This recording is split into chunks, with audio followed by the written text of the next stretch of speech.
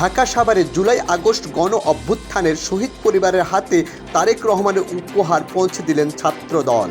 আসসালামু আলাইকুম, আমি হাবিবুর রহমান। শুরু করছি ZH টেলিভিশনের নিয়মিত সংবাদ। ঢাকা সাভারে জুলাই আগস্টের ঐতিহাসিক গণ অভ্যুত্থানে শহীদদের পরিবারের সদস্যদের মাঝে বাংলাদেশ জাতীয়তাবাদী দল বিএনপির চেয়ারপারসন ও প্রধানমন্ত্রী তারেক রহমানের পক্ষ থেকে উপহার সামগ্রী পৌঁছে দিয়েছেন ঢাকা জেলা উত্তর ছাত্র দলের নেতৃবৃন্দ। একই সঙ্গে তারা শহীদদের কবর জিয়ারত করে তাদের রুহের মাগফিরাত কামনা করেন। মঙ্গলবার সাভারের বিভিন্ন এলাকায় বাংলাদেশ জাতীয়তাবাদী ছাত্র দল কেন্দ্রীয় সংসদের নির্দেশনায় এ কর্মসূচি পালন করা হয়।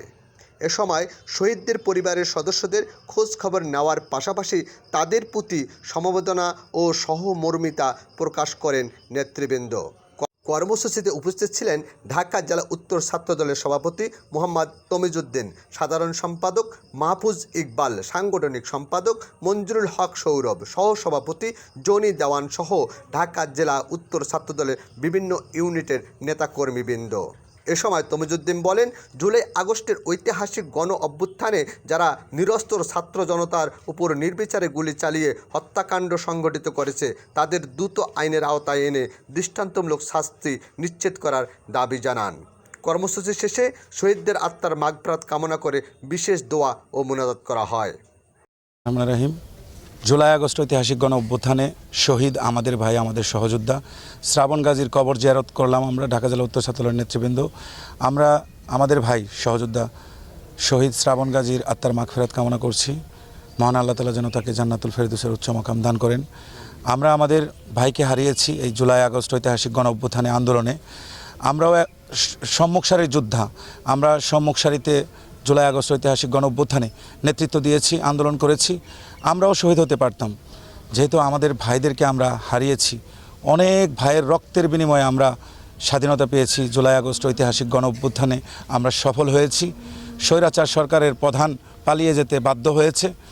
সুতরাং আমাদের এই ভাইদের যারা হত্যাকারী, যারা নৃশংসভাবে গুলি করে আমাদের ভাইদেরকে হত্যা করেছে, তাদের দ্রুত বিচারের দাবি জানাচ্ছি এবং শহীদ শ্রাবণ গাজীর আত্মার মাগফিরাত কামনা করছি। বিসমিল্লাহির রহমানির রহিম।